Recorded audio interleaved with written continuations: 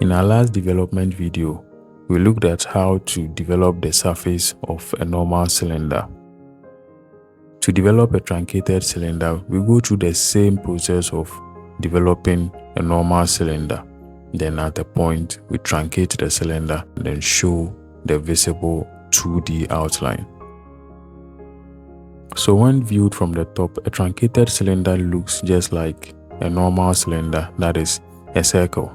It is only when we look at the front view that we realize it is actually truncated.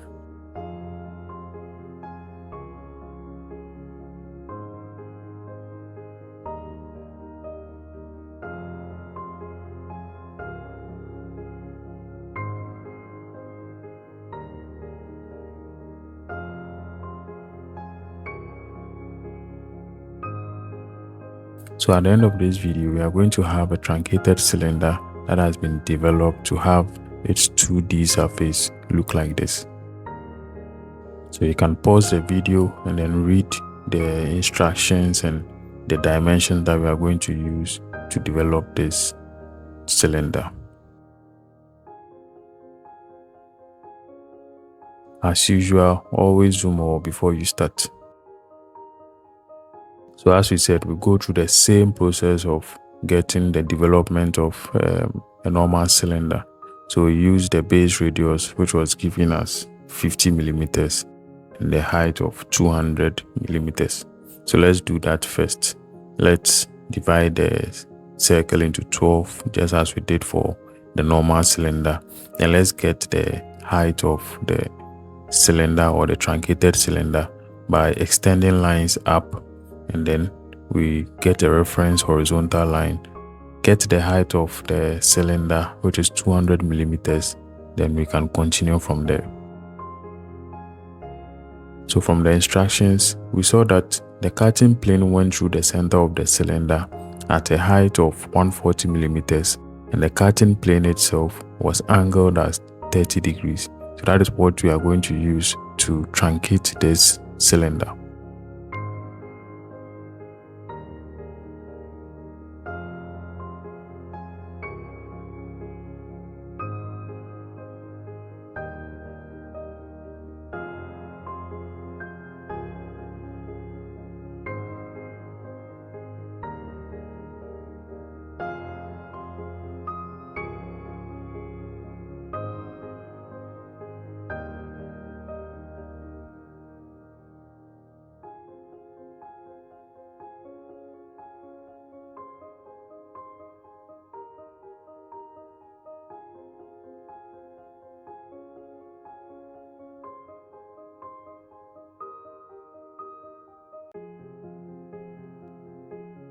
Once we have that, we show the visible outline of our truncated cylinder.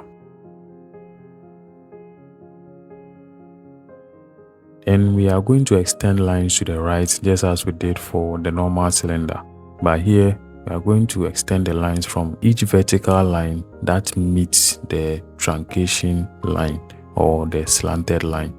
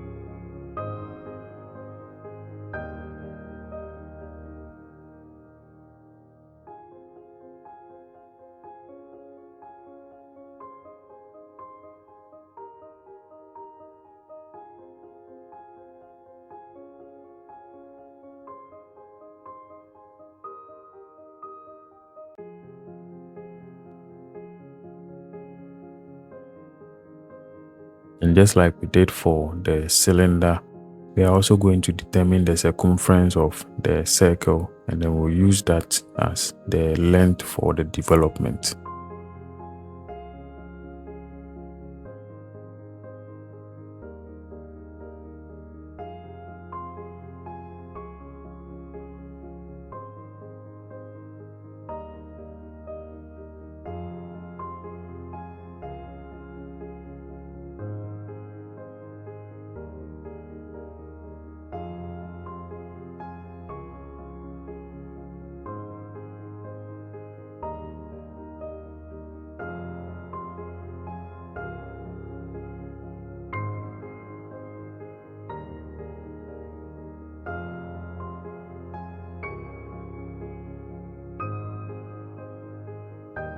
And we make 12 divisions just to represent the 12 divisions on the circle.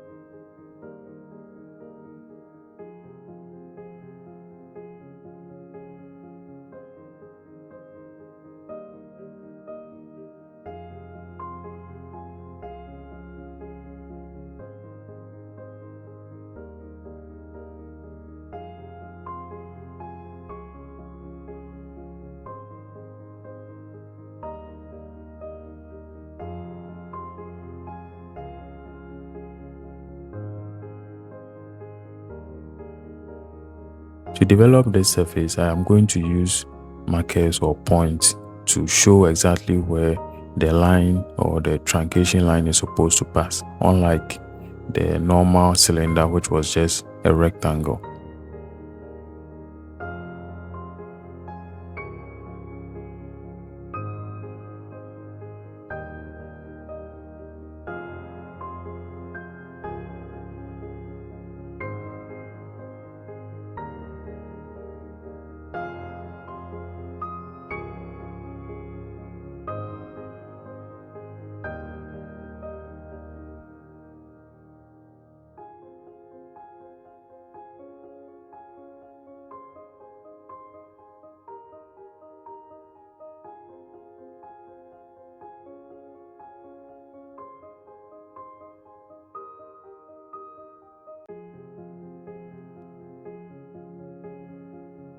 To get a smooth curve, we are going to use the spline fit under the drawing tools.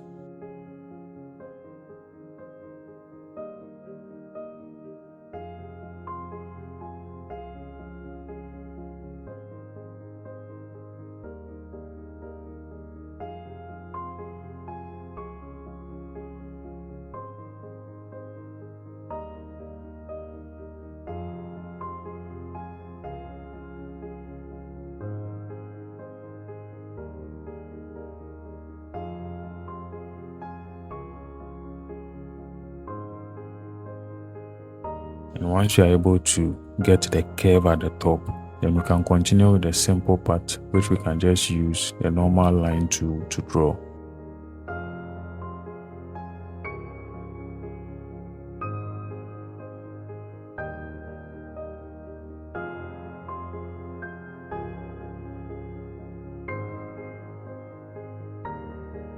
After getting the development, we can now label all the parts. You can decide to label the parts before you develop also. That even helps you keep track of what you are doing.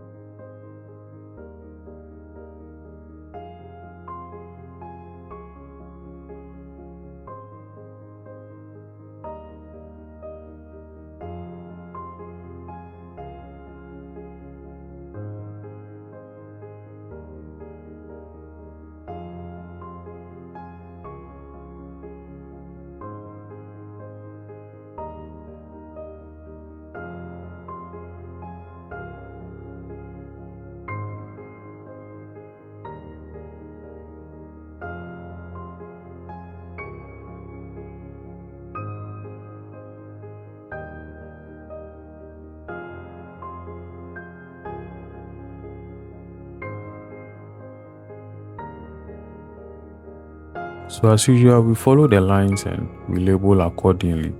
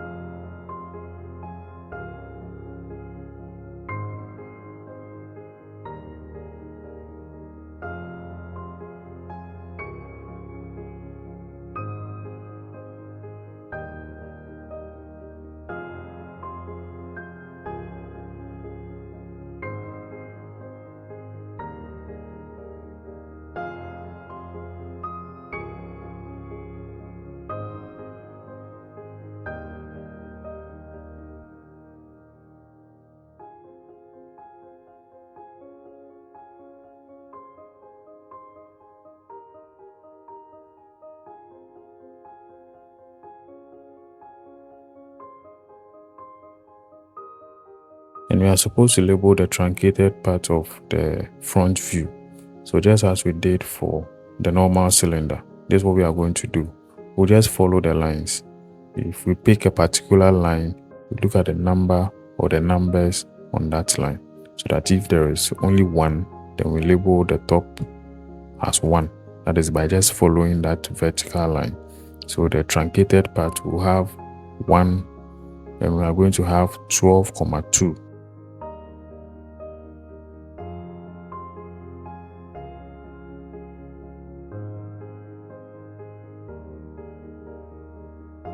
We are going to have 11,3. So it follows like that by just looking at the lines or the vertical lines that are moving from the base circle to the truncated part or the slanted line.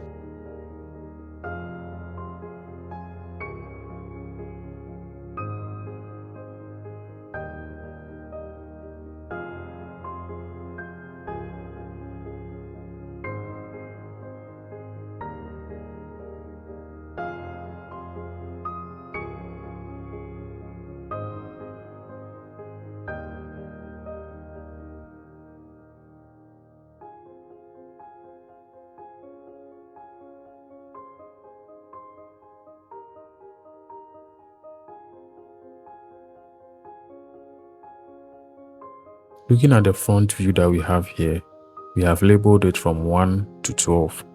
Now we have to label the developed surface. So this is how I'm going to do it. The longest side on the front view is 1 and A. So I'm going to label that first. That is 1 and then A.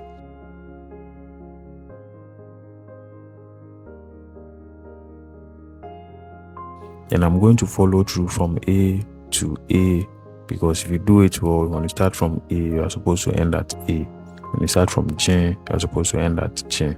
So let's first label the bottom part.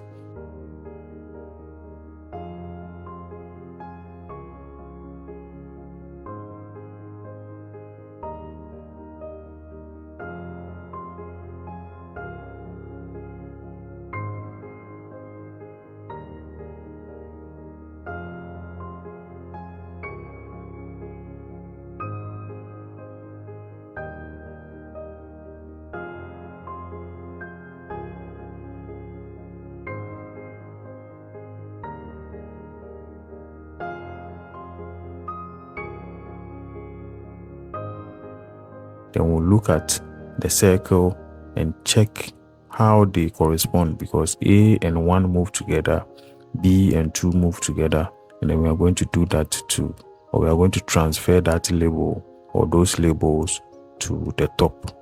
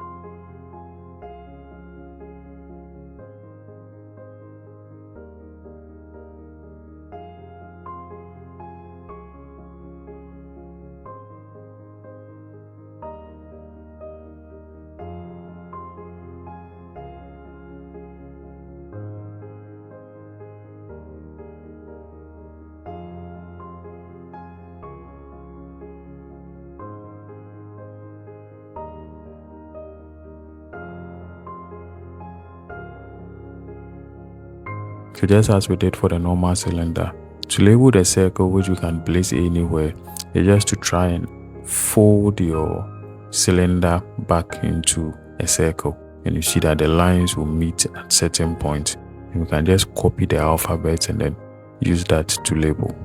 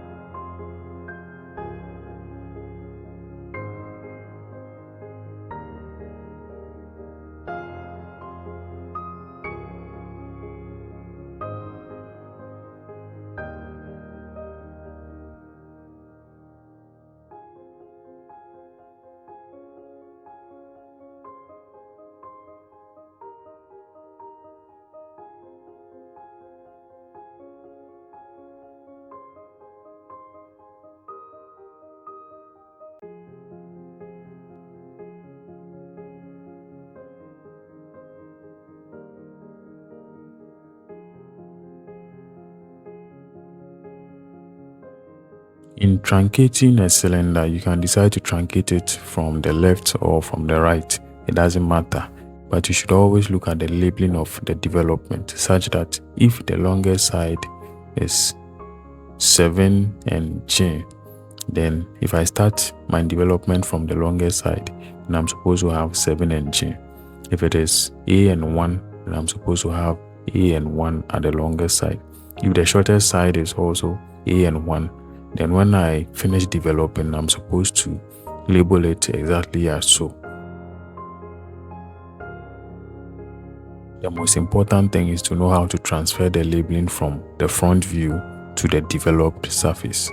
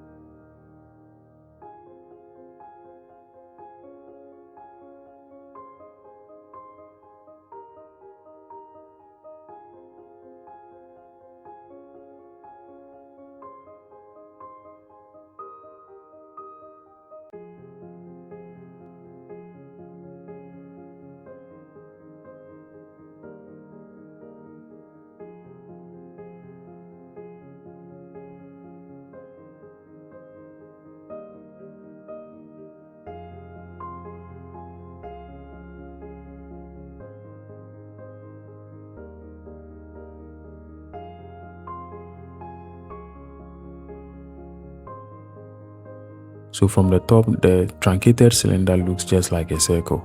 But when viewed perpendicularly from the cut face, we actually see an ellipse, not the circle. So we need to develop the true face of that ellipse or that truncated cylinder. To do that, I'm going to create a new layer so that we can follow the colors and then see exactly how it is done.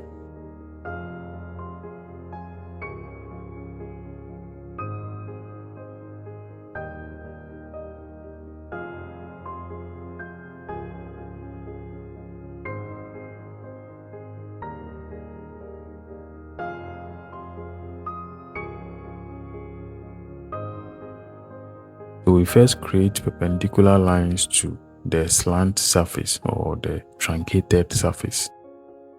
So how do we know exactly where to draw the perpendicular lines from? So we go back and then we look at the vertical lines that are coming up, and wherever those vertical lines meet the slant line, that is the truncated surface, we are going to draw the perpendicular lines from there. So the perpendicular lines are supposed to be perpendicular to the slant surface, but they are supposed to also coincide with the vertical lines that meet that slant line.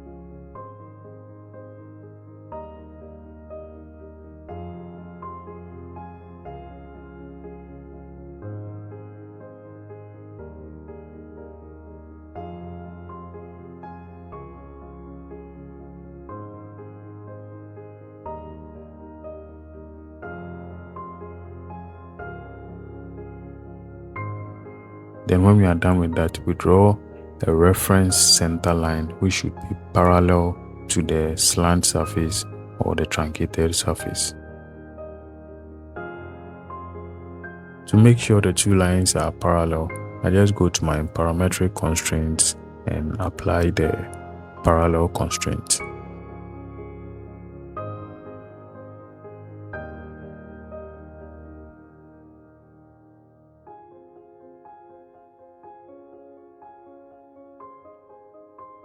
Now this line that we've created is going to represent the horizontal line that cuts through the base circle.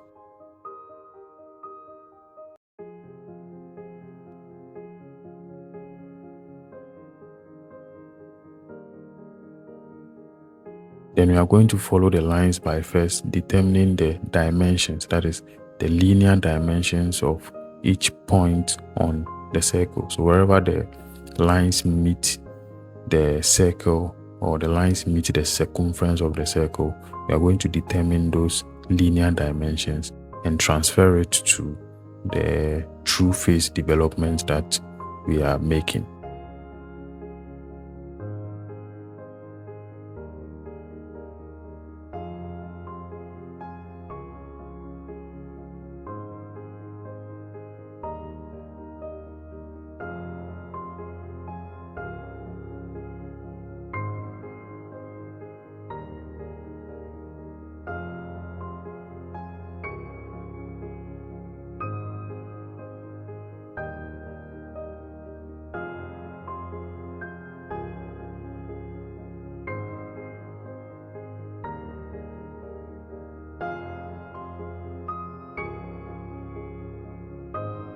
So in order not to confuse myself and you also, I'll start labeling the true face by looking at the lines and then where they coincide or their position in reference to the center line.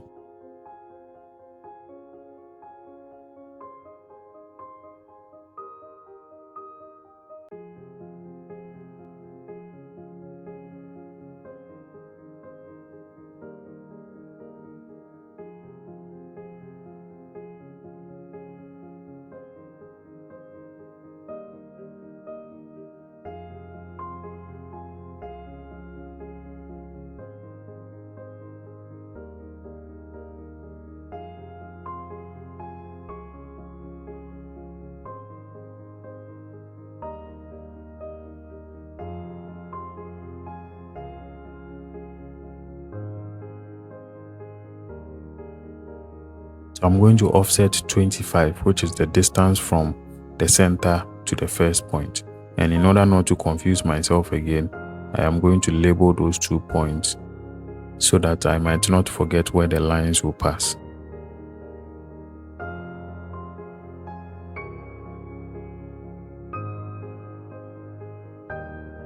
And then let's look at it very well. If I follow the lines, I realize on that particular line there is 8 and 6.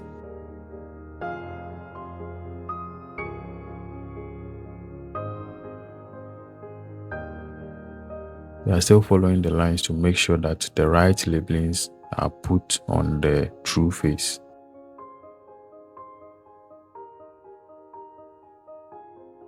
So I'm going to set up the distance from the reference center line, which is 43.3 millimeters, just to get the next 2 points.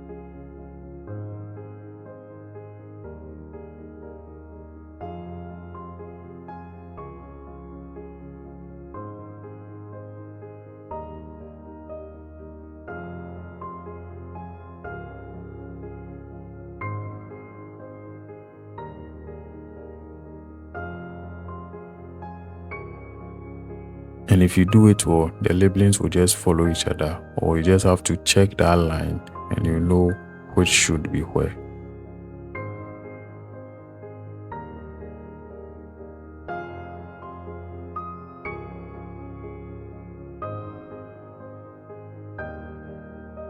So I continue to measure the next point, which is the D and 4. And I realize it's just the radius of my circle.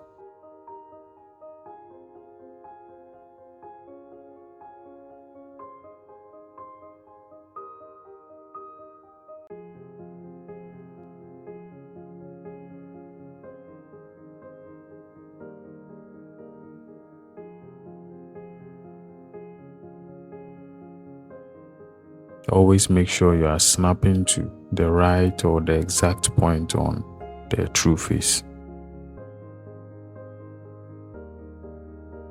Always zoom in and use the snap aid to snap to the right point.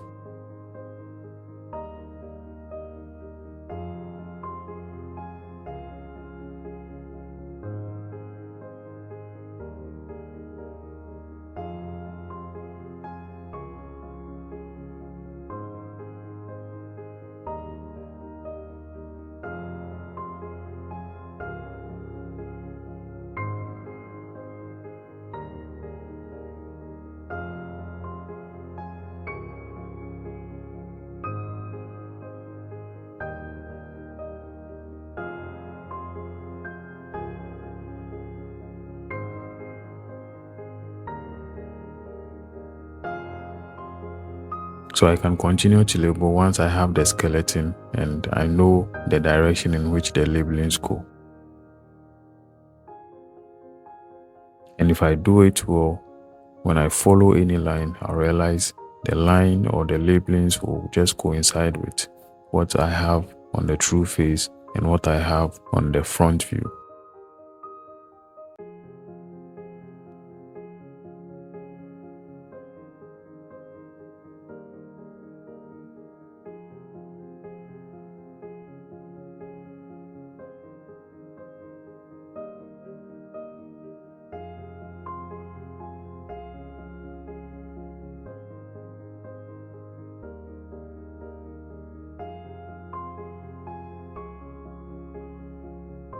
Then we use the spline tool again to show the visible outline of the true face.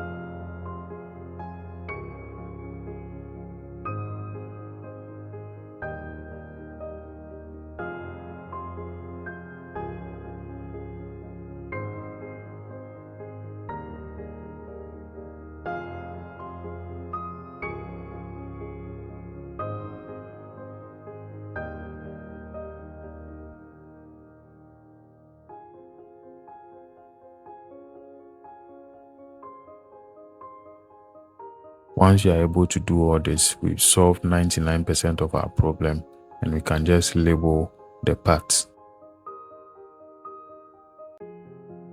So that is how to develop the surface of a truncated cylinder. The most important thing is to know how the true face works.